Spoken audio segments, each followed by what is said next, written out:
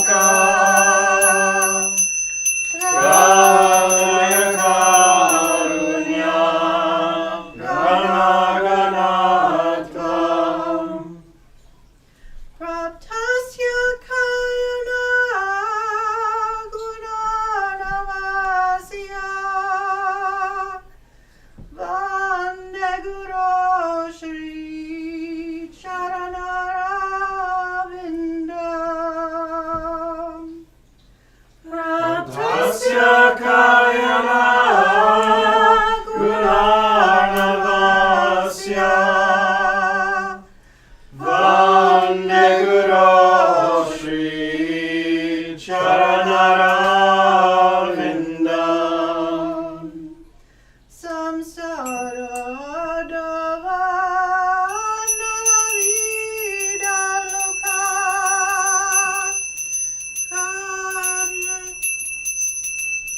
Pandaya karunya ganaganadvam Samsara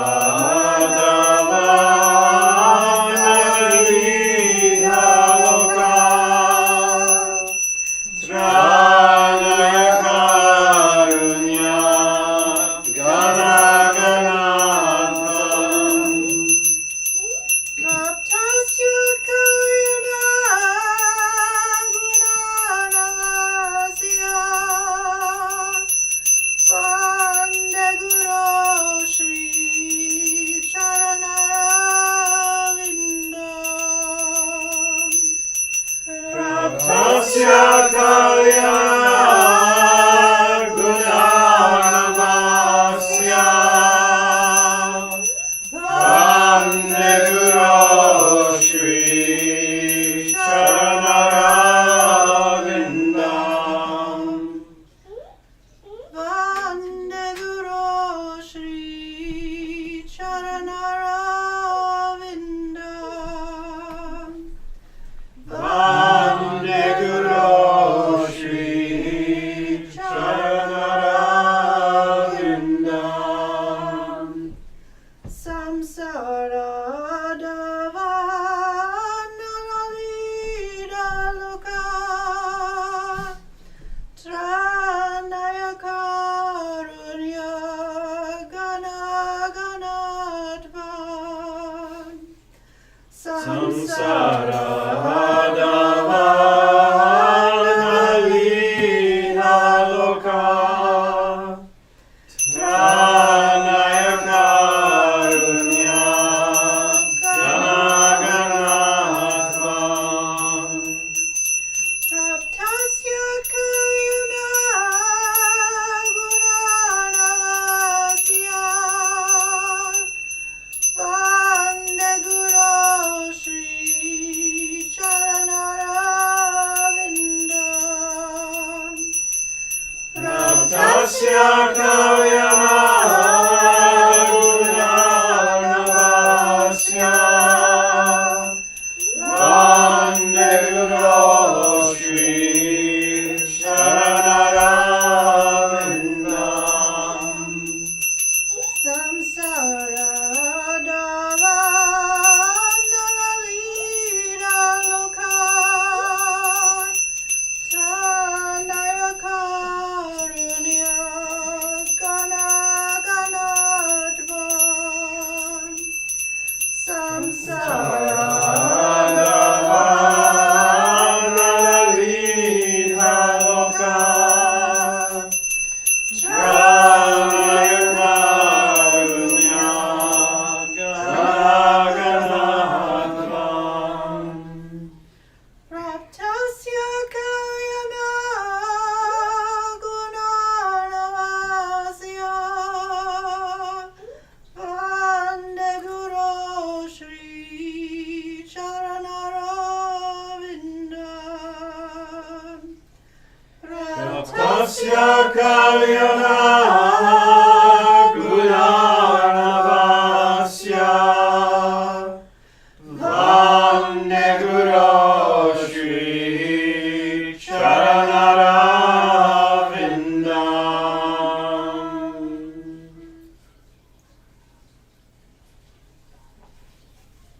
Jaya Shriman Narayana. Jaya Shriman Narayana.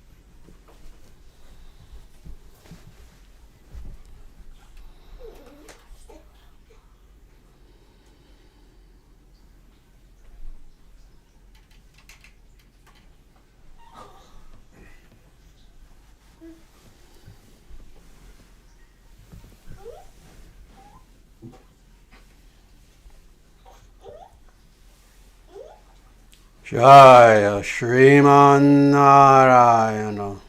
Jaya Shriman Narayana. Jaya Bhagavan Shri Krishna. Jaya Bhagavan Shri Krishna. Jaya Shri Guru. Jaya Shri Guru. Sanatana Dharma Jayate. Sanatana Dharma Jayate. Dharma Rashtra Jayate. Dharma Rashtra Jayate. Surya Vangsha Jayate. Surya Vangsha Jayate. International Sanatana Dharma Society Jayate. International Sanatana Dharma Society Jayate. Om Hari Om.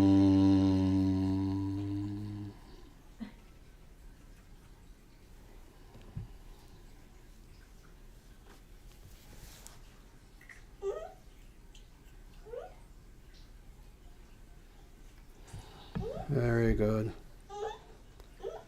Welcome everyone and namaste. It is absolutely my pleasure to be here with you this Sunday at 2 p.m. Vedic Heartland time. And what we're going to be doing today is we're going to be continuing with what we have been looking at for the last 2 weeks. And now this is going to be the conclusion of looking at the teachings of Dattatreya. And it was quite a few verses, 5 somewhat long verses, but more than anything with a lot of substance to these verses. And it took us a little bit of time. When I first initially came up with this idea of talking about this, I didn't really think we'd do it in one day. I thought it would take several days. And truthfully, we've been going through this as quickly as I personally can. We could have taken longer than 3 days to go through this. But this is what we will be concluding today. Before we begin, let me please ask people, if you can, if you're on social media anywhere, if you're on X, if you're on Gab, if you're on Facebook, if you're on any sort of social media, please share the link right now if you can to this live stream. The link is right there. If you look below this video, please share the link because people can still be joining us even as we're beginning. The other thing is, please visit our website, Dharma Central, whenever you can. And Dharma Central is exactly as it sounds. It is a central location where we have a lot of very important information and resources on Sanatana Dharma.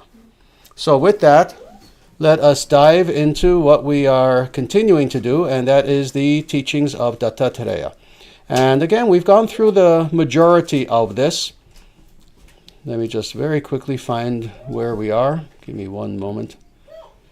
Indeed, we've gone through the vast majority of this. And now we're going into a little bit of a different thought from what has been covered thus far. Just to remind people, this is Dattatreya who is speaking. This is from the Markandeya Purana, one of the 18 Mahapuranas, one of the 18 major Puranas. And there are 18 major and 18 minor Puranas. The Markandeya Purana is a very interesting one for many reasons that I spoke about in the first session when we started going through these verses. But Dattatreya himself is a very, very indeed unique and interesting figure in the history of Sanatana Dharma. He is someone who was a radical sage, a radical ascetic. And indeed, when you look at the history of Sanatana Dharma, you find a full spectrum of sages. I've spoken about this many times, and this is something that is very easily provable to yourself by literally, just quite literally, reading the Vedic scriptures. You'll see that there are sages ranging from, on the one hand, sages who they are married, they have children, they live a relatively what we would call normative lifestyle, other than the fact that their lives are devoted to yoga, to meditation, and they become self-realized beings. So we have sages who are pretty normative in their lifestyle, but again, very much yogis. But then all the way on the opposite side of the spectrum, we do indeed have a tiny minority, and historically, not just today in the Kali Yuga, even in the Dvapara Yuga, this tended to be a minority of individuals who, they're also sages, but they are radical ascetics. What do I mean by radical ascetics? These people do not get married. On the contrary, they probably never have sexual relations in their life. These are individuals who live as simple a lifestyle as is possible. These are individuals who, not all of them, but many of them are parivrajaka. They are individuals, that's a specific term, that means a sage who is constantly traveling, going from place to place. And indeed, then, in between those two extremes, you have everything in between as well. All sorts of other interesting sages. Well, Dattatreya was certainly on this side of the spectrum. He was someone who, he was an ascetic. He was an avadhuta, what is often called an avadhuta. Indeed, this was one of his nicknames. An avadhuta is an individual who has thoroughly transcended all sense of materiality, to the point where, indeed, he, again, just travels from place to place to place and teaches people and does all sorts of other divine activities within this world. That was who Dattatreya is. So this is the person whose teachings we're looking at right now. So again, let us continue now from where we left off. Where we left off was the sentence, freedom from selfishness leads indeed to happiness. That's where we ended, and now we're going to continue with the next sentence. From perception of one's own faults, the perception of one's own faults comes from a state of detachment. And there's more, but let's just stop there for now, actually. So indeed, this is a very, very important verse that is here. So the perception of one's own faults comes from a state of detachment. The only way that an individual can grow, in fact, this sentence is actually truly of crucial importance, including for those individuals throughout the totality of the last roughly 5,200 years, a little bit less than that, of the Kali Yuga, who think that they are followers of Dattatreya, and yet they do the opposite of what Dattatreya is saying in this specific verse. That is, there are individuals, and I know them well, indeed I've met them in India, who claim to be radical followers of Dattatreya. These are the Natas, for example. These are individuals who, indeed, they try to live like ascetic yogis. They travel all throughout India wearing almost nothing but a loincloth, etc. You see images of these individuals. Well, I've met such individuals in India, actually. And, there are others. There are a wide variety of people who, especially in modern times, are living in the West, living in New York City, living in Austin, Texas, living in San Francisco and Los Angeles, living in very, very urban areas, but they also claim to be modern-day followers of Dattatreya. And not understanding what his teachings actually are, which we're seeing here, actually. And there's more of his teachings in the Markandeya Purana, but also many other places as well, actually. What we have seen is that Dattatreya is several things, the actual person, when you look at him historically and you look at his actual teachings. First and foremost, he was a Vaishnava. There's, interestingly, and mind-bogglingly to me, debate about this. Some people will claim, oh no, he's actually a Shaiva, he's this, he's that. No, the scriptures make it actually quite clear that he is a Vaishnava, and this is true throughout the scriptures. That's the first thing. The other thing is, sometimes people, in seeing the fact that he lives the lifestyle of an avadhuta, that is completely transcendent to all materiality, sometimes they will make the mistake of, well, it's not a mistake.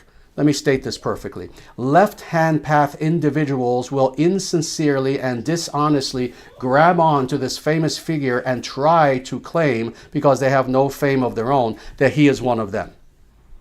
That he's someone who revels in ego. This is what left-hand path Satanists do, Luciferians, whatever you wish to call them. It really doesn't matter what you call them.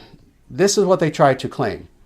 Is that, oh yes, like us, oh, he was someone who reveled in ego and reveled in black arts, etc., etc. Well, we've been studying his teachings. We've been studying his teachings, and truthfully, I'm debating with myself whether to go on when we're done with this and look at more and more and more and more of his teachings from the Vedic scriptures. No, he was someone who, like all real yogis, like all legitimate yogis, understood that we are to transcend ego. We are to transcend our false sense of self, our artificial sense of individuality, of identity. Now, how do we know that this is the case? Well, what he says right here, that indeed we are to do what left-hand path people cannot do because they're weakling children, and that is look within at their own faults, assess those faults, and then transcend those faults. That's what it means to be a yogi. And here, Dattatreya is telling us we are to do this. So let's look at this. The perception of one's own faults. Let's stop there. Indeed, as we have seen in the previous 2 weeks, and again, we may see this for weeks to come, I'm debating with myself whether to continue going on and on with Dattatreya's teachings. What we have seen is that, indeed, this is what it means to be a yogi, is that we have the courage to look at ourselves and to realize, oh yes, when I am steeped in meditation or even contemplation, and I look at myself honestly, this is why I always use these words. This is why I always use these words. Honestly, when we look at ourselves, with sincerity, not playing games. The 3 words that I've made famous now. Not playing games. What happens?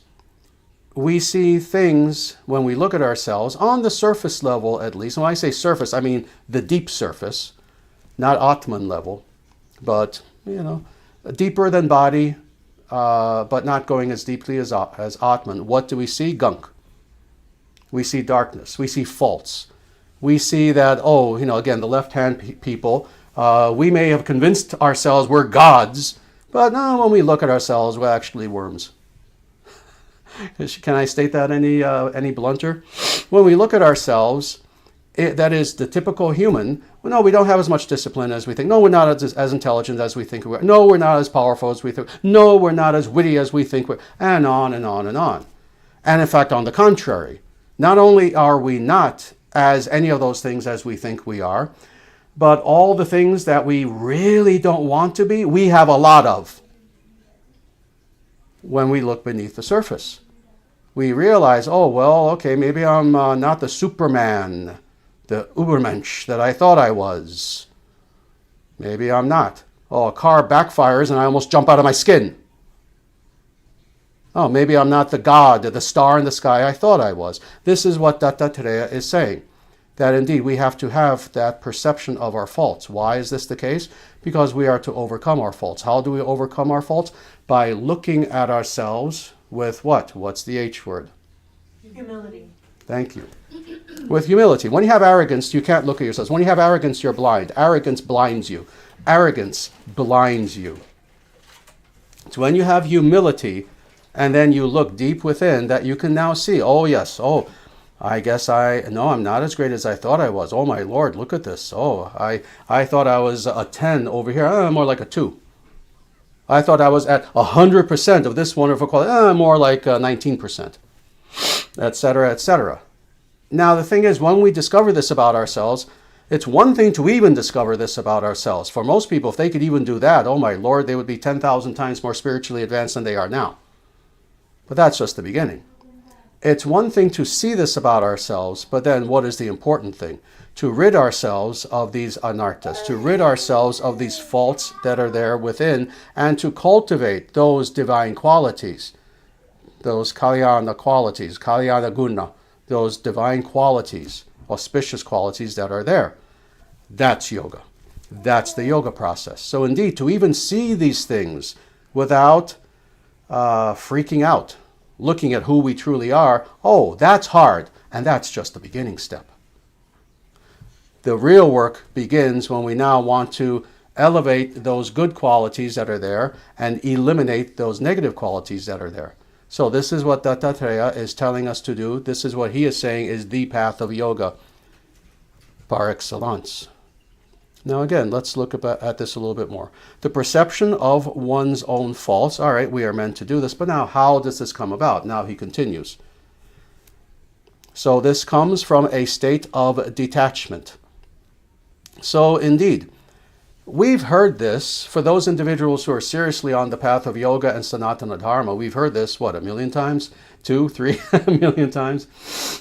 But what precisely is meant by this? Well, in this case, we need to truly look at the the individual from whose mouth these words are emanating. This is again Dattatreya speaking these words to us about detachment. He is in a position to know. He is in a position to be an authority on detachment. Why? Because he is the Avadutta. Because he is an individual who in his own life shows perfect detachment. Indeed, this is why it may seem, again, when you look at his life, don't go to Wikipedia, as I always say. Go to the Vedic scriptures, find Dattatreya, and see what he is like. You will find him, for example, in the Srimad Bhagavatam, where his whole story is told there, actually. What you will see is an individual who lived his life as an extreme example. And it was purposefully an extreme example. Because sometimes we need to learn something from observing the nth degree of something, the very apex of what that thing means. So when we look at the life of Dattatreya, what do we see? Supreme detachment. This is why, and this is not a path that's meant for almost anyone today. On the planet today, are there maybe about 24 people who can follow this path? Yeah. We're probably not among those 24 people. But what was the path that he showed? Again, a path in which he treated all situations the same. Indeed, he explained this in the Srimad Bhagavatam, that, sometimes in his life, he would find himself living the life of a king, quite literally. And then, something would happen, and he would have the life of a pauper. And sometimes he would have wealth, sometimes not. And he would find himself in different places, doing different things, interesting things occurring to him. But this was the thing that was the same all throughout. Detachment, detachment, detachment. In other words, wherever he found himself. And how interesting is this? This is kind of a microcosmic example of indeed what Vedic society is like. Remember what I was saying a little while ago. You can have extreme ascetics, you can have people who are married, etc., etc. He lived all those lives in one lifetime. And yet, what was that divine golden thread that was there throughout? Whether he was living as a householder and a king, whether he was living as practically a pauper on the streets, what was that divine golden thread that was there? That he internally was always in samadhi, focusing upon the divine, focusing upon God. So this is incredibly crucial that he says this here now, because he is the personification of detachment. And now he's explaining to us, in the same way you've seen me, you also be detached. Maybe not to my extreme. I'm showing you again the ultimate example, something to reach for. But as much as you can, be detached. Now let's go on. And detachment, in turn, comes indeed from knowledge. Very nice.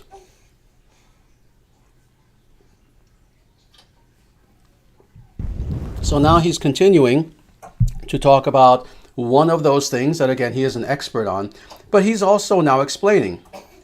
It's one thing to say, be detached. How does one become detached?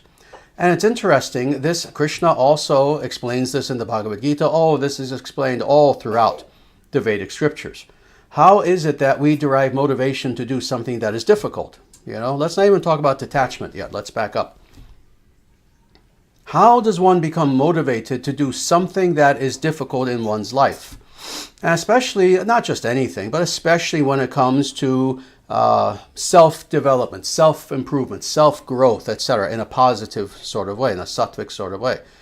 Well, we have to know what we're doing. We have to have that knowledge. First, in order to inspire ourselves, we have to know, why am I doing this? It begins with knowledge. So what does this mean? The entire process. It's amazing how in one word here, knowledge, what he's actually giving us is the totality of the Siddhanta of Sanatana Dharma. It begins with knowledge. That's one word, right? We all understand that. Let's go on to the next sentence. No, we can deal with that for 15 days. You think I'm exaggerating? What is meant by, first you get knowledge, then you have detachment. What is that knowledge? This is now the entire system of Sanatana Dharma. Number one, the first question, the question of all questions, from whence is knowledge derived? Well, of course, that means the Vedic scriptures. So what is he saying? Oh, study the Vedic scriptures. Oh, there you go. Right there alone, you've got a half lifetime of work ahead of you. Do you have to study all the Vedic scriptures? No, no. At the very least, you have to study the Vedantic and yogic portions of the Vedic scriptures. Okay, well, that narrows it down a little bit. Not by much. Narrows it down a little bit, at least. But indeed, we start with the Vedic scriptures. Now, is it enough to just study the Vedic scriptures? Oh, you get a vast library of the Vedic scriptures. You get a cabin by yourself. Maybe you have a pet cat with you. And you just sit there in isolation and you read the Vedic scriptures. Is that enough? No. You see, again, we continue with what this word knowledge means. Now, one must, in accordance with the Vedic scriptures themselves, one must acquire a guru. Now, is that it? You're in your cabin with your pet cat, and as you're trying to get through the Brihad Aranyaka Upanishad, petting your cat, oh, who's that? Look, a guru's walking by my cabin there. Excuse me, Guruji, yes, can you please sit with me? I'm going to ask you questions for the next 5 years. Is it that easy? No, there are usually not gurus just kind of walking by your cabin. Especially if you live in Wisconsin or someplace. Not going to happen. No, now you have to find a guru. That alone, again, can take years. And on and on and on. You see where we're going with this one word, knowledge. First, you must have knowledge. Well, that in itself almost describes the entire Vedic system. Now, let's just look at this a little bit more. And detachment comes indeed from knowledge. Once we have this knowledge, indeed, all right, let's say we follow this scenario, and I'm giving this in a very brief nutshell. All right, I have the totality of the Vedic scriptures in my library, in my cabin. I have my pet cat. Here's a guru, and the guru, I've been asking the guru questions, etc., etc. Oh, I'm gaining knowledge. Okay, is the reason why I'm doing this. Is that enough now to gain detachment? What must follow knowledge? Experience. Practice. So again, this one little word can deceive us. Knowledge. Oh, that's nice. But no, if you're truly sincere, you want to know, what does this really mean? Now we practice yoga, we practice detachment in such a way that now we come to the point of detachment. So indeed, this is a full process. This is yoga. All right, let's go on. Now, here's where it gets interesting. The typical, let's say, academician or Wikipedia aficionado will maybe read this and get very confused, and they will fall along with the Marxist academician who believes that the entirety of the Vedic scriptures is absolute nonsense and just written by petty, superstitious people. But we're going to explain this. Because what does he say next? But knowledge is simultaneously preceded by detachment. How interesting. Oh, there we go. There's a contradiction in the Vedic scriptures. Again, that's what Wikipedia will tell us, and Wendy Doniger and all sorts of frauds will tell us this. No. Dattatreya is telling us something of great importance here. Knowledge is simultaneously preceded by detachment. So, in other words, now wait. We started saying that, oh yes, we begin with knowledge, correct? And then we learn true detachment. Why do we begin to pursue spiritual knowledge to begin with? Is it just in a vacuum? Is it just something where, oh yes, I'm playing my video games one day. Vedic knowledge, yes. And we suddenly, for no reason, start studying the totality of the 108 Upanishads. No, of course not. Rather, how does this occur? It's not quite that sequential. We first begin, interestingly, with a form of detachment, but it's detachment light. What does this mean? Well, now let's back up even more. We had yogic detachment that is preceded by knowledge, but now what is preceding that search for knowledge is what? How does everyone really, in one way or another, may look slightly different, but not by much, how does everyone begin really their spiritual pursuit? They begin first with a detachment light. In other words, like everyone is situated within this material world. We're all here. However, what happens to a tiny minority of we human beings specifically? How does the spiritual pursuit actually begin? Again, it's not that one day we're just on the farm milking the cow. Vedic knowledge, no. How does the spiritual search begin for really everyone? You begin to set yourself apart from materiality, even if slightly, even if only intellectually, i.e., you look around you, you look at every other human being, you see the rat race, you see the NPCs, you see mainstream everything, and everyone just kind of going, oh, what's Beyonce doing today? Oh, really? She's doing country music? Etc., etc. Yes, don't make me start going on Beyonce doing country music. But you get the idea. We see everyone in their realm of normality, but then a tiny minority of individuals, what happens to them? They begin to literally detach themselves from that. And for some people, it's only a little bit. And it will only last a little bit of time. Again, those are the ones who, this is why I keep repeating this, sincerity, humility, honesty.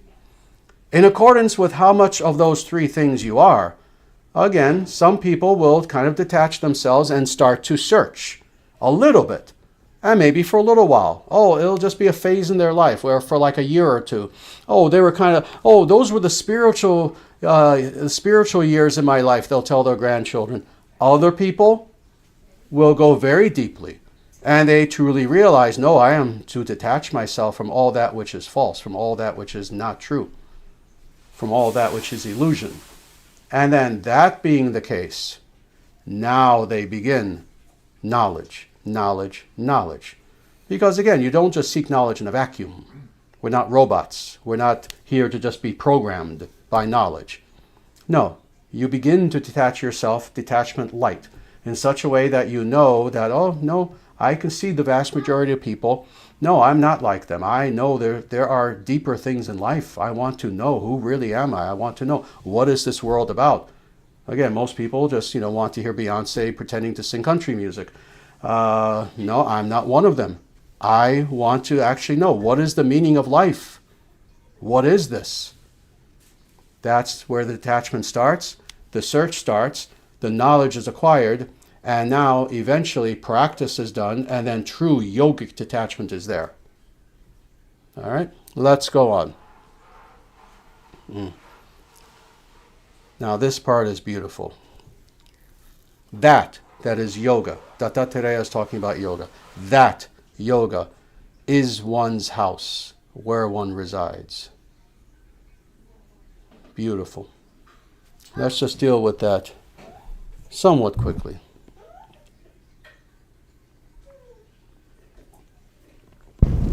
So again, what have we been discussing in these 5 very profound verses by Dattatreya, the teachings of Dattatreya? We've been speaking about yoga.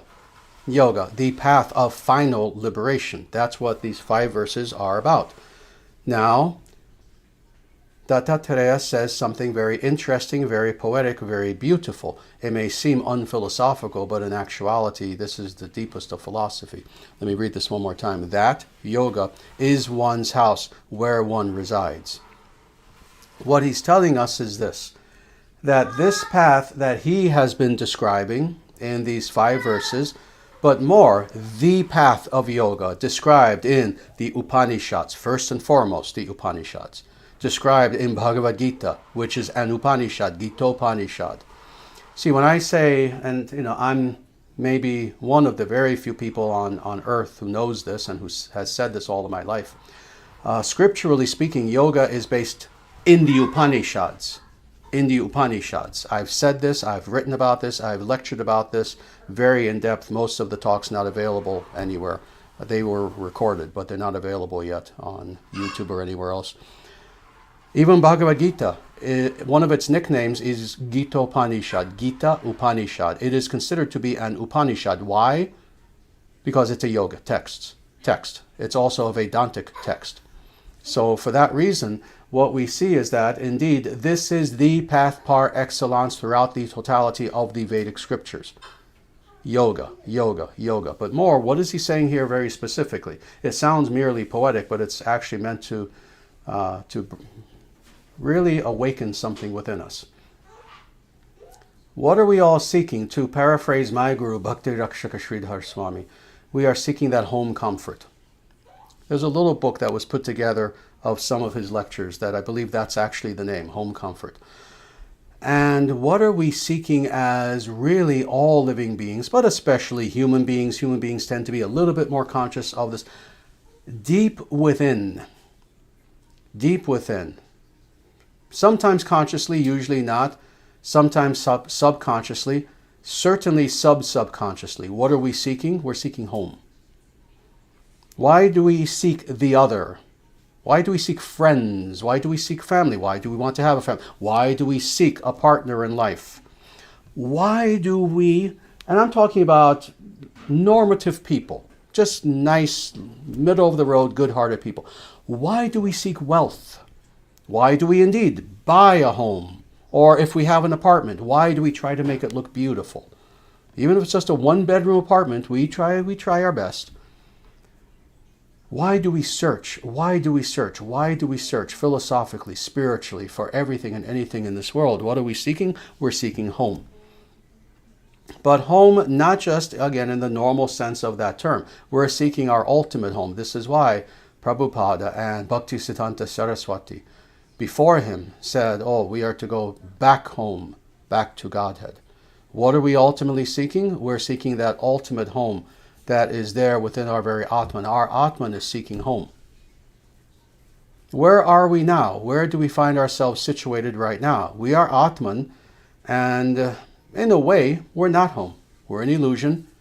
We are here in this place where even when we engage in those activities I said before, we can buy a house and try to make it beautiful, etc., etc. It's not home. Not ultimately. Why? And why does it ultimately not satisfy? Because we know it's temporary. We know that this realm in which we're living, materiality, is itself not truly our home, but rather our true home is with God, is in the spiritual realm. So this is what we are all seeking, is true home and the comfort, the true comfort of home. Where is our true home? It is with Bhagavan Sri Krishna. It is with God. So it's interesting, looking at this again, that yoga is one's house, where one resides. Yoga, that yoga, in what sense? As path? Oh, yes, as path. That path is our true home. If we follow that path, we are now following a path that is made of gold, that will bring us to, indeed, our true home. And in a way, that path itself is our home because it is itself of the nature of the spiritual. But more than that, in what other way is that yoga our home? What does yoga mean? Yoga comes from yuj. Yoga means union. So it is in yoga that we have that union with God. Again, for the lower IQ, left-hand path people out there, that we become God? No, of course not. There's no such thing as God becoming God. If you understood the logical absurdity of such a statement, that being who always has been in perfection now for some bizarre reason has to work his way toward that perfection. If you understand the absurdity of that, well, again, this is why I said low IQ, left-hand path people. But no, it's not that we become God, but that we have that union with God in the same way that we have union with our beloved. So indeed, when we have that, we are home. We are home. Now, let's go on to the next sentence. That yoga is one's food by which one lives. Oof. Again, beautiful. That yoga is one's food, one's nourishment, by which one lives. So again, this is very beautiful. It's very visual, actually. It's very symbolic, but at the same time, it's very real. Now, of course, it doesn't take a lot of commentary to fully understand the deeper implications of what Dattatreya is saying here. In what way is yoga our food, our nourishment? Obviously not literally, First of all, how do you eat yoga? Yoga is a path. You don't find the essence of yoga somewhere and put it in your mouth. What is meant by yoga is our food, yoga is our nourishment. That yoga, of course, when we understand it, when we practice it perfectly, it nourishes us within. It nourishes our soul. It gives us that food that we have been searching for all of our life, but we have not attained. Again, this is why this idea of the search is something that I've spoken about all of my life for 50 years. It's because it's one of these things that is universal. Everyone is searching. Everyone is searching. There is no living being unless they're dead. You can show me a corpse and say, well, it's not searching. Well, it's not doing anything.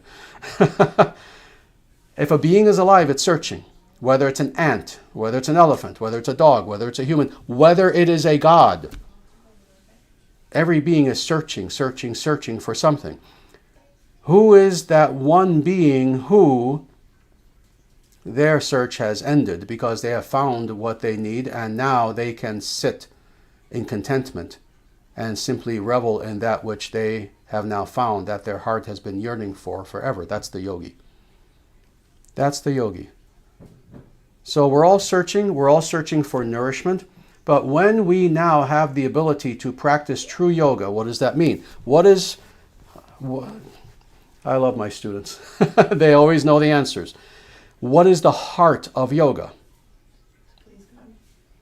Yes, but as far as practice. Meditation. Yes. See, I'm giving you a hint like this. Meditation is the heart of yoga. It's when we are in meditation, especially true meditation, real meditation, not learned again on Wikipedia or just YouTube or someplace like that. When you're doing actual yogic meditation, what are we doing? We are giving ourselves nourishment. How are we doing that in turn? How are we giving ourselves nourishment? Because in actual meditation is described Upanishadically as upasana. What does that mean? That means that we are now in the presence of God. We have proximity to God in our meditation, such that in the same way that beautiful sun nourishes all the plants, all the foliage, all the animals, all the humans of this world, in the same way, being in the presence of God, but how? Not just geographically, via meditation, now we are nourished by the very presence of God. That's yoga, that's yoga, that's yoga. Very good. And now let's go on to the last sentence here. That which leads to final liberation is described as the understanding of both knowledge and its opposite. All right. How many times now have we heard this same concept stated in different ways? Quite a few times, right? Beginning with Ishavasya Upanishad. And then we've seen other places where indeed we hear this concept again and again and again. Again, this is why when individuals, when very lazy scholars or whoever it is, who will parrot the statement that, oh yes, yes, yes, and they're smoking their pipe, being very arrogant, very pretentious. Oh yes, yes, yes, yes. When you look at all of these Vedic books, yes, you'll see so many contradictions that are there. And oh, this one says this, that one says that. No, those are lazy people who have read very few of the Vedic scriptures. And what do we see? Actually, the opposite: consistency, consistency, consistency.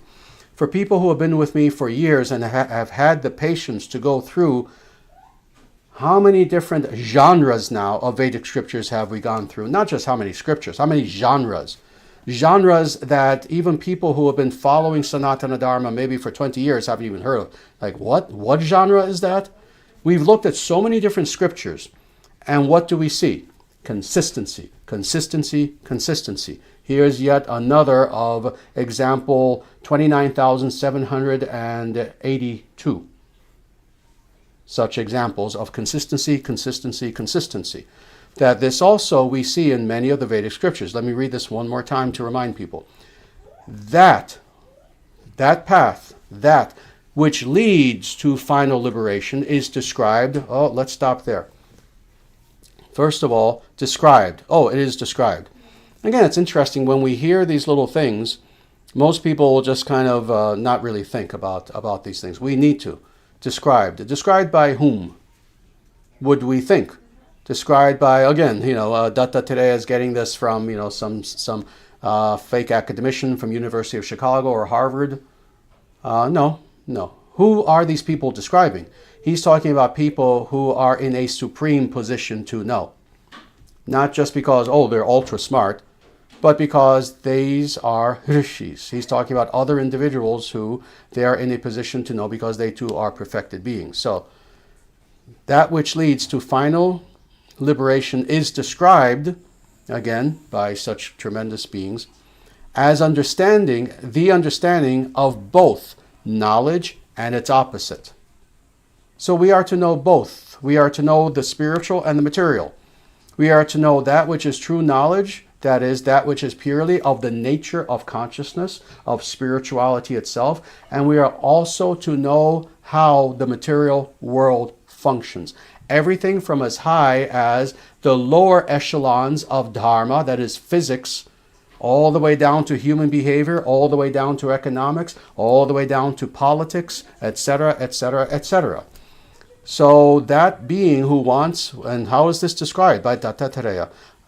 Final liberation. In other words, the highest liberation, beyond which, that's it. There is nothing else, really. There is more, but as far as what would be described under this category of liberation, no, the highest, that final liberation. Such an individual needs to have all knowledge, in other words. So again, we've said this again and again. We've looked at so many scriptures where a true yogi should know everything. Everything. Now, does that mean merely having a photographic memory? No, we're not talking about just factually. What we are talking about is as far as various categories of knowledge.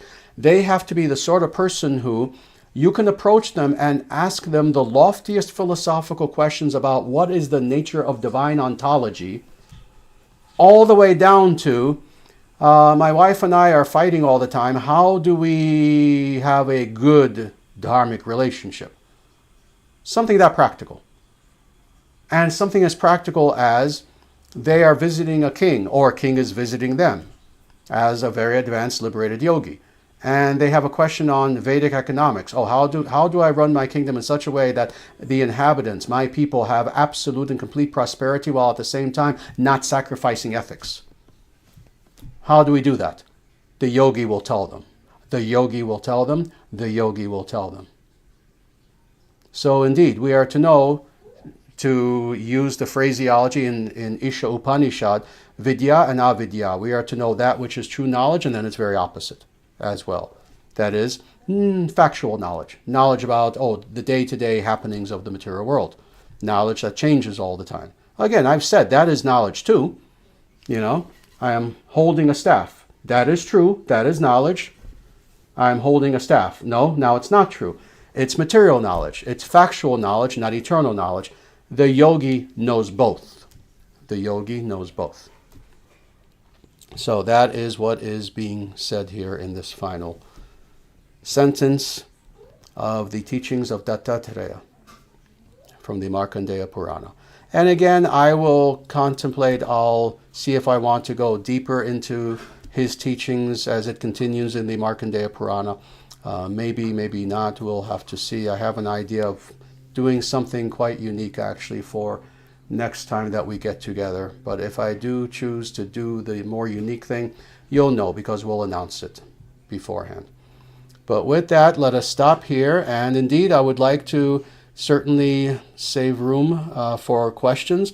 So I'd like to see, are there any questions that people have either in the audience here at our temple or online? And that being the case, I will look at the questions and begin answering. Very good. Good. There are some very nice questions now pouring in online. I will certainly begin with these. And again, if anyone here has questions, just feel free to raise your hand and don't be shy. This is a very good question. What is the connection between Atman and the Paramatman, please? Thank you. Very nice. Thank you for asking that question. Well, first of all, as you can imagine, if an individual studies Sanskrita, if you study this language, and in a serious way, like all of this, for lack of a better term, like with all of this ancient technology, to even study it these days is very difficult. A person can go to Harvard. They have some okay Sanskritists there. If you go to Harvard, you can study Sanskrit for 20 years. Does it guarantee that you're really, really going to understand it? No, it doesn't guarantee it. On the contrary, an individual can study for as little as 10 years. And can that person understand it? It's possible, because it's also a matter of understanding the subtleties that are there. But one thing that is of vast importance that a person begins to see very quickly when they begin to study this language is that words are not just kind of thrown around willy-nilly in a very vague kind of way. Today, when we hear so-called gurus on YouTube and different people talk about Atman, Paramatman, they tend to talk about this, and this has been the case way before the internet. In books, this has been the case for hundreds of years. They tend to think about these terms in a very vague, foggy kind of way, indicating that, oh, yes, they mean the same thing. You are Atman, you are Paramatman, whatever, it doesn't matter. As soon as they start with this, whatever, it doesn't matter, get away from them. That's a truly spiritually lazy person. As soon as they start with this, so it doesn't matter, yes. If it doesn't matter, then you shouldn't be opening your mouth and pretending that it matters and trying to make money off of the fact that you're trying to convince people that it does matter. No, it does matter. And again, in Sanskrit, these words are delineating two radically different concepts. Atman is the more general of the two words. Atman means consciousness. And depending upon the context, it can mean either that which is consciousness in and of itself. So indeed, as you can see from the second word, even God is sometimes referred to by the term Atman. But it also means individual finite units of consciousness. Paramatman, on the other hand, is always radically specific. The individual soul is never in any of the Upanishads, again, with good translations of them, which there are very few. You have to learn the Sanskrit like I did. When you read the Upanishads, when you read Bhagavad Gita, when you read any of these works, when the word Paramatman is used, it's not referring to an individual unit of consciousness alone. It's referring to only one being, and that is God. So the supreme Atman. There are Atmans, and again, that's a generic word. That can also refer to God, that can refer to individual beings, it can refer to consciousness in general, though usually using Sankhyan terminology, you tend to say Purusha. Purusha means all consciousness. But when you hear Paramatman, that is the one supreme Atman.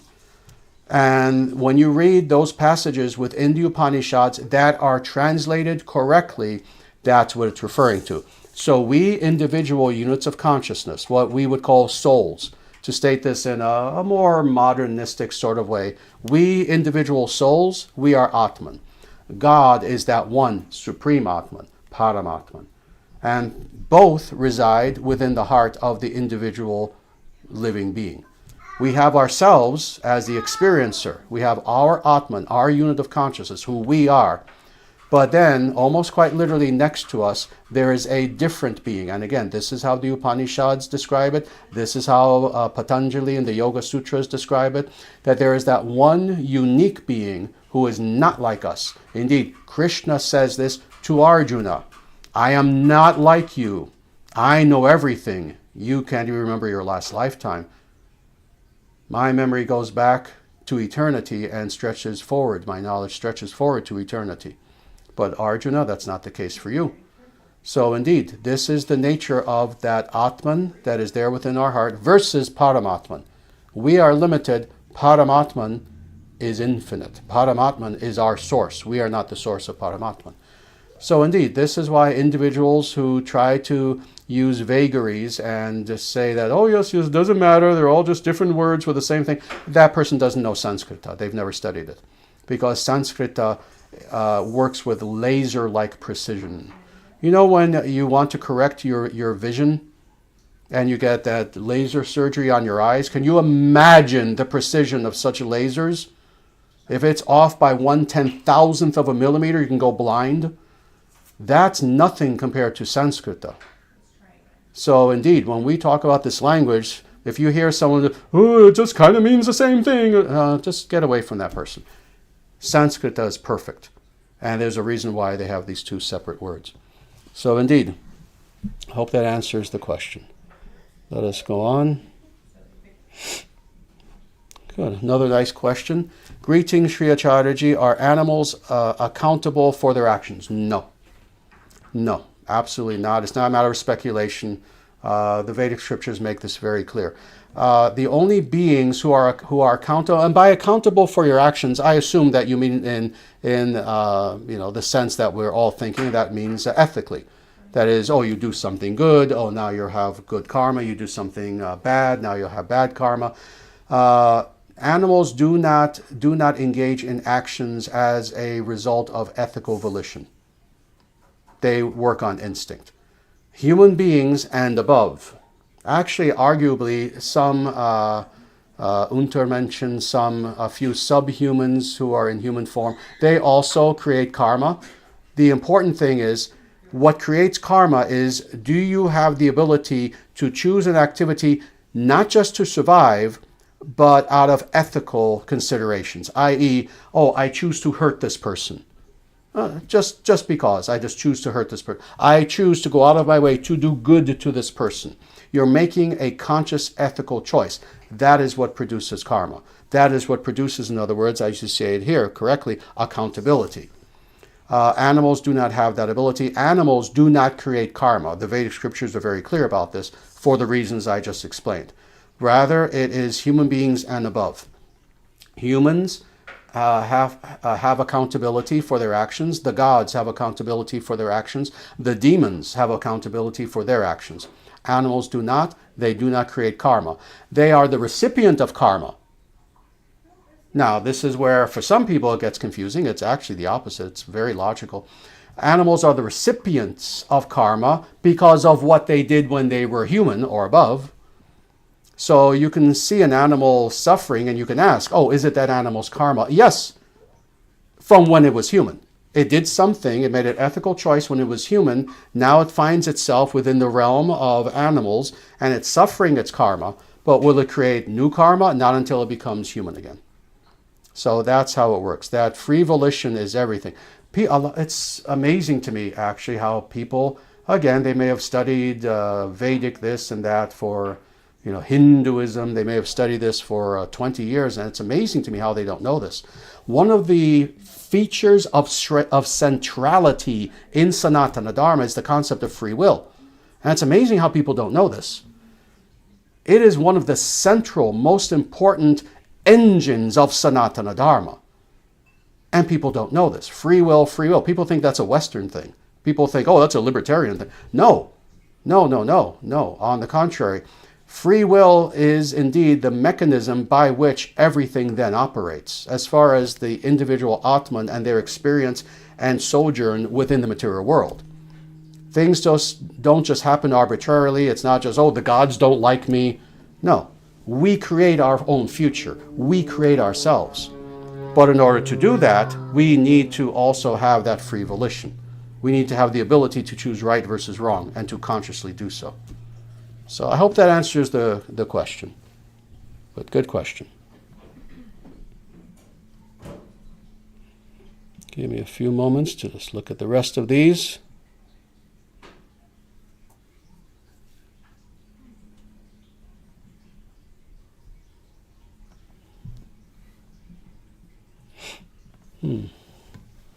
Nice.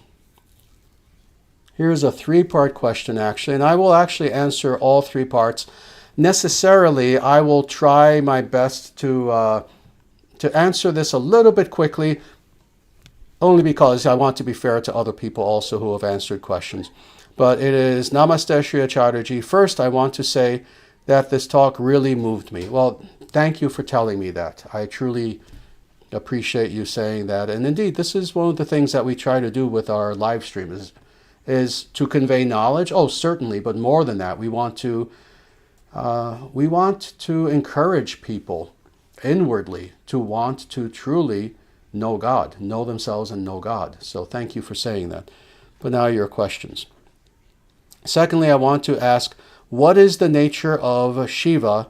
Thirdly, I want to ask, how can one be like a mirror of the divine order? Okay, I guess there are two questions here, actually.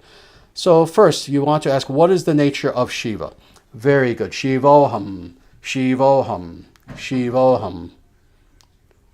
So what does that mean? Does anyone know? And I don't expect people necessarily to know. I am consciousness.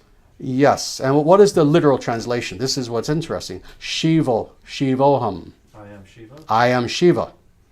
This is indeed a Vedic pronouncement. And again, it's interesting how, oh, my Lord, I'm tempted to just stop here and spend the next hour answering this question. I do have a few videos, older videos, where I do go very in-depth into this. Very few people understand, and when I say few people, I'm not talking about the guy on the street. I'm talking about very few individuals who have been practicing Sanatana Dharma even for 20 years understand actually even the basics of who Shiva is and what is Shiva's nature. Even though what? It is there in the scriptures again and again and again, and all you have to do is read them and you see this. But let me try to explain this in brief. Shiva is indeed a very special being. He is, let me make this clear, he is not God. He is not of the nature of Vishnu Tattva. He is not the source of all reality. He is not that being who is spoken of in the Brahma Sutras, in the Vedanta Sutras, as that from whence all things proceed, etc. That's not Shiva. But is Shiva just another Atman like the rest of us? No. He is not quite that either. Shiva holds a very special position. And again, everything I'm telling you comes directly from the Vedic scriptures.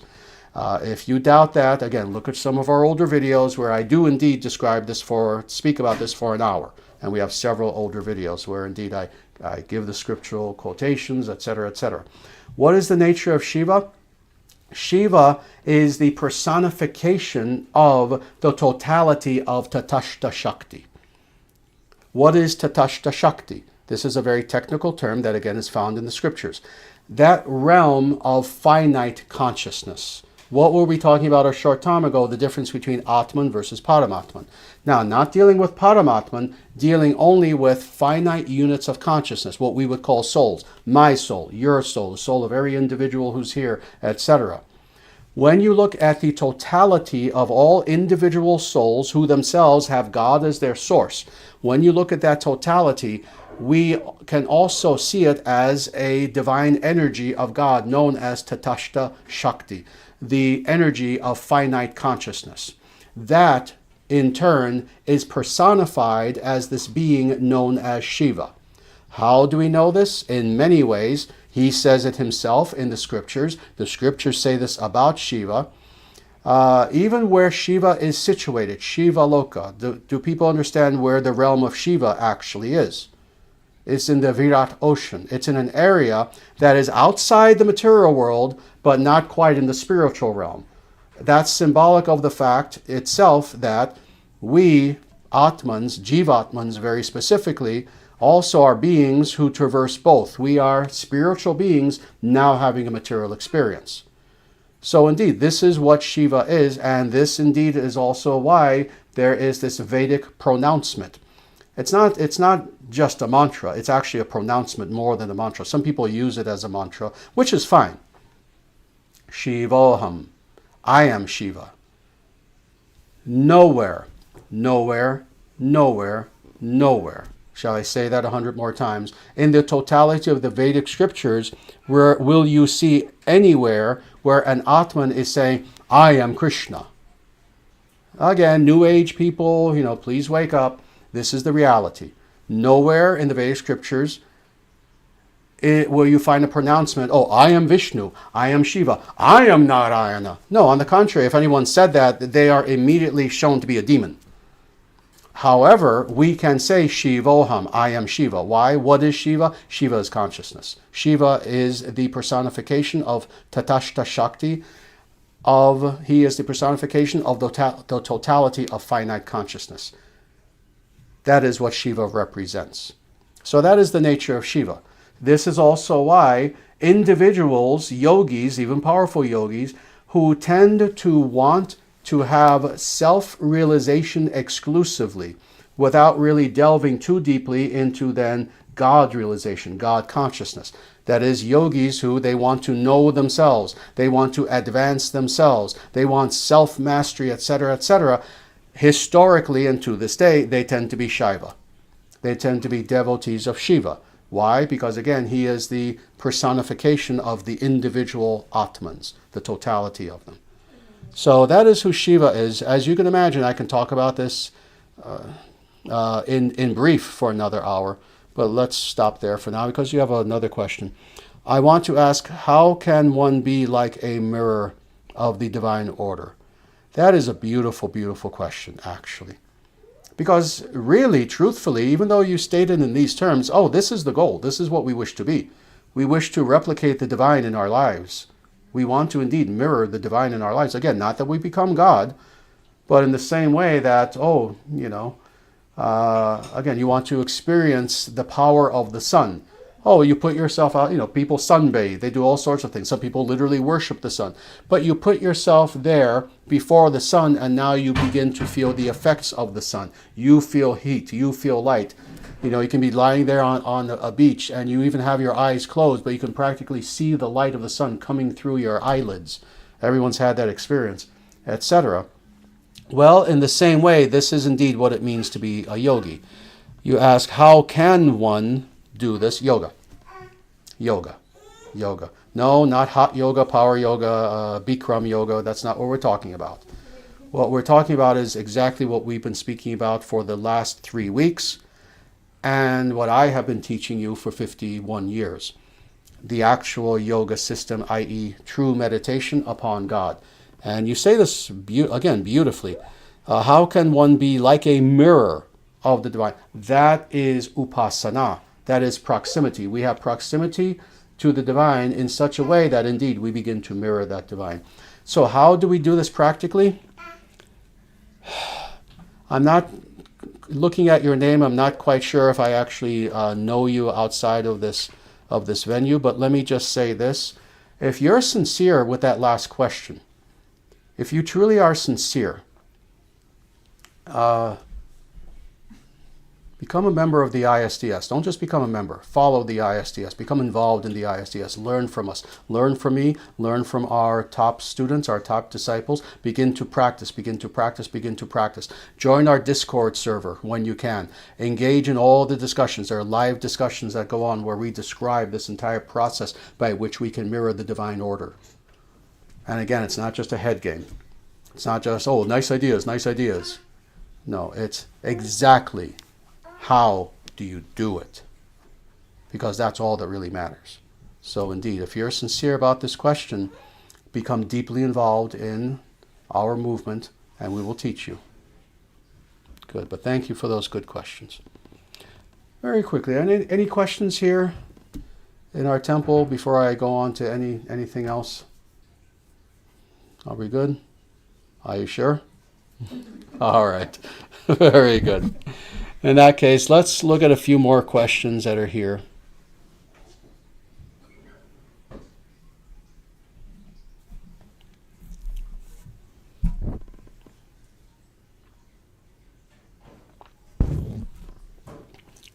This is very easy. Acharya, many, quote, spiritual, unquote, people, I'm glad that you put that in quotes. Acharya, many, quote, unquote, spiritual people claim that we cannot function in this world without an ego. They say it can't be fully transcended here. Can you please respond to this from the Vedic perspective? Yes, I can respond to that in pretty much one sentence. The totality of every Vedic sage, yogi, acharya, guru, etc. disagrees. They all say that we are to transcend ego. And that some new modern little person wants to disagree with them, that's why they're suffering. That's why that individual is in suffering. That's why that individual is making zero spiritual progress. Because they think they've come up with a new idea. No, the totality of all sages in the past, including the Buddha, including Jesus, this was what was symbolic about him dying on the cross. No, we are all to transcend our artificial fake self. That's what's meant by ego. This is the mistake, unfortunately, that a lot of newer, extremely less knowledgeable people, but more very weak people, i.e., why do they say this? Let's cut to the chase. Why do people say such things as, "Oh, no, we have to have some ego in order to even function as well. Oh, no, we can't be perfect. Oh, we have to be able to mix good and bad, and they're mirror opposites of the. You can't even understand what is good unless you also experience the evil." Blah blah blah. It's only very, very tiny, midget-like little modern people who say this. Why? Because they can't do what's necessary in order to transcend ego. So rather than telling the truth, and again, the H word being honest, and these individuals saying, you can imagine, you give them some truth serum. Now they're actually saying the truth. Yeah, actually, I'm kind of lazy and impatient and not that intelligent, and I have no self-discipline, so really I can't do any of this. I can't transcend ego. Rather than saying that, they try to pretend that they've come up with an actual idea to justify their own laziness. No, the totality of all true sages tell us we are to transcend ego. Now, for those individuals who hear these fools and who are more innocent and maybe start to wonder, oh, I wonder if that is the case. The reason why there might be some confusion on the part of sincere individuals is this: that ego is too general a term. Again, what was I saying before? In using the language of the technology of yoga, that is more precise than a laser. When you deal with the Sanskrita, there's not just one word, ego. What does that mean? This is the difficulty, is that such individuals are mistaking what is false sense of self, an artificial sense of identity with actual identity. They don't understand the difference. In Sanskrita, the difference is enunciated beautifully. By ahankara, kara from gr, meaning to do, to make, to create, and aham, I. An artificial I. That is what generally they think is, what they translate as ego. That is what is to be overcome. That is, and I've given many examples many times. There's a painting of a heroic person over here, a made up person. And I'm identifying with that person. Oh yes, that's me. That's actually me. And a person's talking to me. Who are you talking to? I'm over there. That's me. Talk to that. You literally have created an artificial sense of self. That's ahankara. That is unhealthy. That is of the nature of madness. Imagine you're trying to have a conversation with someone and they say, why are you talking to this thing? Oh, that's me. Talk to the painting. You would very quickly back out of the room and just kind of leave. That is ahankara. That is false ego. That is what we are suffering from. That is illusion. That is ignorance. So what these individuals who you're talking about are saying is, no, we're not meant to free ourselves from illusion and ignorance and madness. No, we're to revel in the madness. No. They're mistaking ahankara for aham pratyaya. Again, this is the technical Sanskrit. Aham pratyaya is I cognition, not I that is artificially created, but now I cognition, i.e. the true person, the true personality, what is called technically by Patanjali, drashtra. I as experiencer, pure experiencer, i.e. cognizing as consciousness. And that's the difference. This is something that if you could somehow transport yourself back in time, you wouldn't even have to go that far. You wouldn't have to go 5,000 years to a different yuga. If you could go back 500 years and transport yourself, somewhere in the Himalayas, and speak to legitimate yogis, actual yogis, not New Age flakes on YouTube. This is what they would tell you, what I just said. We are to embrace our true self, Atman, and to reject that which is an artificial construction. It is identifying with the artificial construction, what these people call ego, again, in their lackadaisicalness, what they call ego, in a very general sort of way. It is by identifying with that fake, false, artificial identity that we have identified with. Oh, I am the painting. I am that statue. Oh, look at that. Oh, I don't like so much how I look, but I like that statue. Oh, that's going to be me from now on. Oh, there's the statue of David. Oh, that's me. That's me. That's me. That's our problem. That is false ego. It is identifying with that which we are not. What is yoga? What is the spiritual path? What is it that each and every legitimate sage from the beginning of time, no, not people on YouTube today, not people who maybe they taught 100 years ago. I'm talking about the Buddhas, the Lao Tzus of this world. I'm talking about the Jesuses. I'm talking about the Rishis. What did they all try to do? What was their project? And they would tell you to your face, I am working to transcend fully in this lifetime my false ego and to embrace my true self. As far as in this lifetime, yes, that is Vedic also. It's called Jivan Mukta. That's the Sanskrit term for this, i.e., you can be still within the material world with a material body, but inwardly be fully liberated. You transcended ego. There is sage after sage after sage after sage, and I can go on thousands more times, who are described in the Vedic scriptures as exactly this. They're still within the material world, but inwardly they have transcended all ahankara. Do you want one example? Who we are talking about, Dattatreya. He's one example of thousands. So again, these individuals who, and I know this is not you saying this, trust me, I know you certainly have more intelligence than this, but these individuals who would say such things as this today, they're intellectual pipsqueaks and they're spiritual nothings. Oh no, I mean those words. I cannot tell you, see, I've been on this path for 51 years. And when I say on this path, I don't mean just, kind of reading a few books here and there. No, I mean, I've been a Vedic monk. I have been on this path for 51 years, and I cannot tell you how many individuals I have met, like you have, like these people who would say such a thing, who, forget about what they say. You have to look at their lives. If you actually examine them, they have zero spiritual realization. This is a shock to people. Let me say this because, again, I've known such people. I've spoken to such people for 51 years, over many years. You would be shocked how many people there are who have written books, who now that there's an internet, they indeed have videos on YouTube. Oh, they can have close to 1 million subscribers, blah, blah, blah. They dress in nice robes. They set themselves up as gurus. They set themselves up as authorities. They will speak about meditation. You would be shocked how many of them there are who actually don't meditate. It's an amazing thing.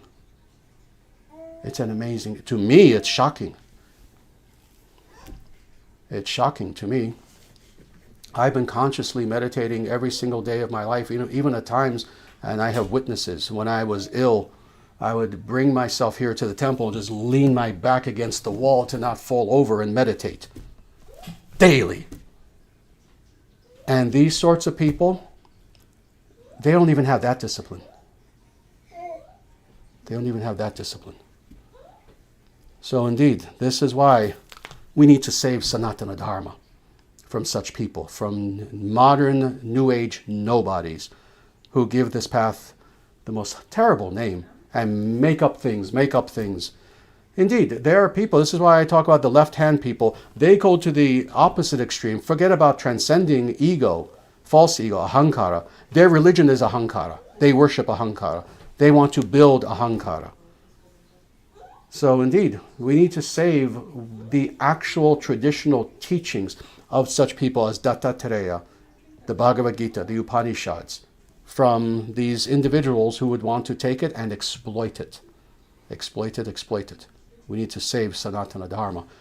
Indeed, this is the reason why I exist in this world in this lifetime. And this is what the ISDS is. It exists to save Sanatana Dharma. So thank you for asking that good question.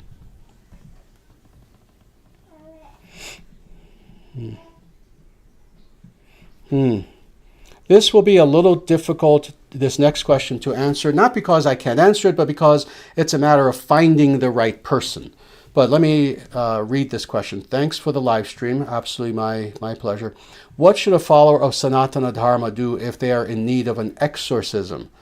Ooh, this is a good question, and again, I know how to do such things actually personally, but this is why it's a little difficult to answer. Sanatana Dharma does indeed engage in exorcisms. That is, number one, of course, this begs the question, well, does Sanatana Dharma believe that certain individuals can be possessed by demons? Well, of course, yes. This is something all the ancients believed. Indeed, there are examples in the Vedic scriptures, as well as other ancient texts outside of the Vedic scriptures.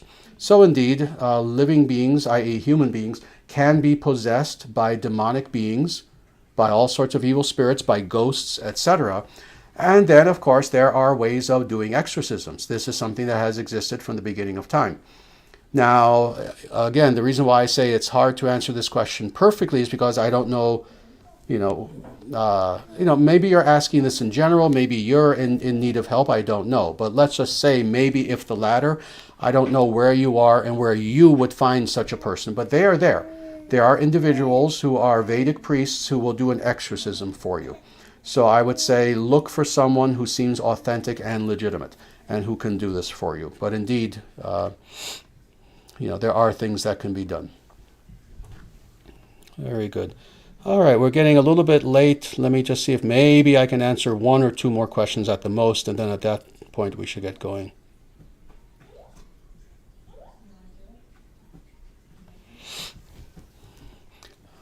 Yes, let me answer this actually. This is a very nice question, and it is, Namaste Sri Acharyaji, is there anything wrong with chanting Om Namo Narayanaya, calling in a way of calling out to God, or should we focus exclusively on the sound vibration of the mantra? Nice, this is a good question. And let me say this, one can do either.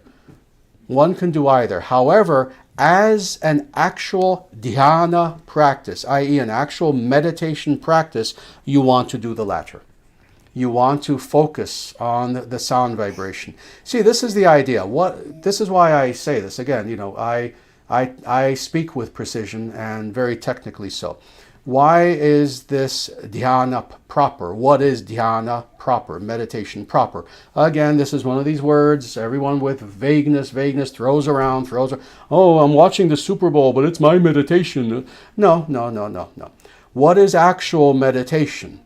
What it means is, first you do, yogically, according to Ashtanga Yoga, the 8 limbs of yoga, first you do dharana, then you do dhyana. First you do concentration necessarily, and then as a result you do meditation.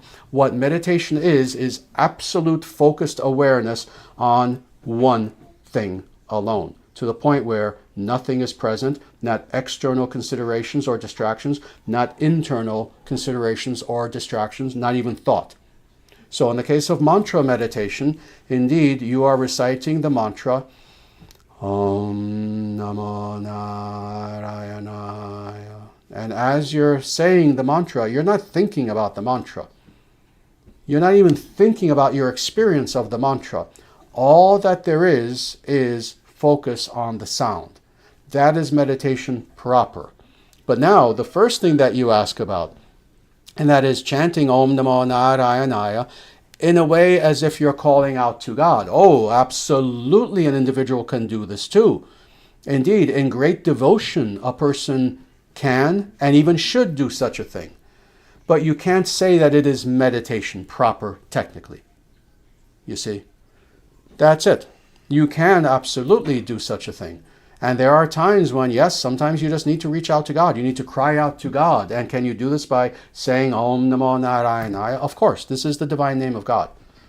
This is one of the vehicles of God's mercy, is this mantra.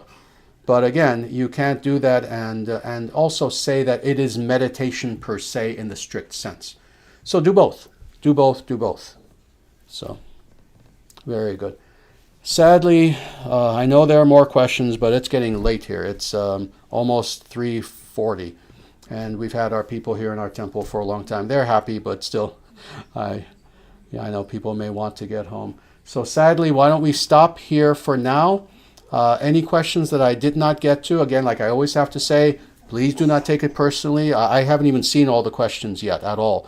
But again, it's just due to time. We're going to stop here. So feel free to ask your question again next week, and hopefully I'll see it and I'll be able to answer it. But with that, before we actually end, just a few reminders. First of all, please join our Discord server if you want to join an online discussion forum, a community. It's truly not just a community, it's an online temple. That's what we have called it, an online temple. If you want to join our Discord server, where you can have 24/7 discussion with our devotees, ask them sincere questions with humility, have people help you with whatever personal challenges you're going through. If you want inspiration, you've already begun the path, but you live somewhat isolated and you don't know a lot of other people who are on the path, and you want to start making friends with people who are seriously following Sanatana Dharma. Again, just for inspiration, please join our Discord server.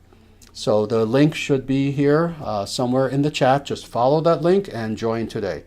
And again, I'm just going to quickly mention dharmacentral.com.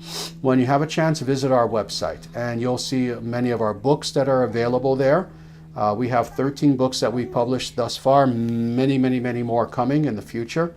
But please feel free to go there, purchase our books. We have a mantra meditation album, beautiful mantra meditation album that was very professionally produced. Feel free to get that as well if you want to hear beautiful mantra in a very musical sort of way being recited in the background.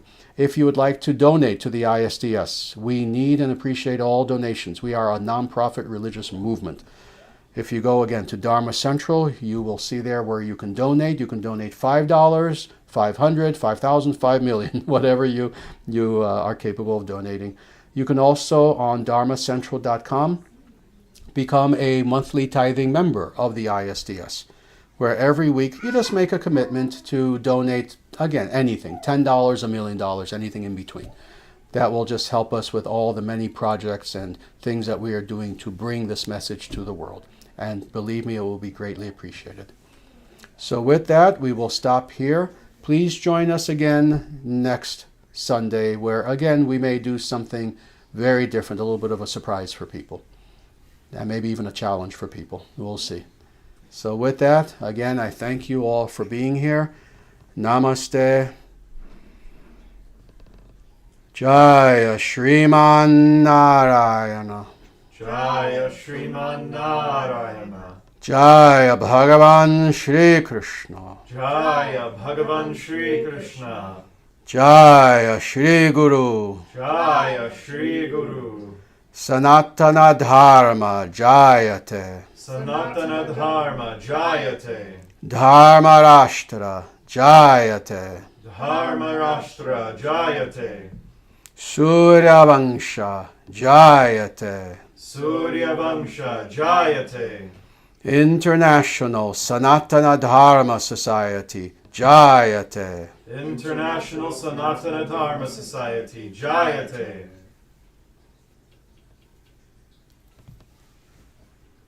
And with that, everyone, we're still living in very, very interesting times, even though we see that a golden age is beginning. We're still in interesting times. So I leave you with this message from Lord Krishna in Bhagavad Gita, chapter 18, verse 66, where he says, Ma shuchaha, no matter what, do not fear.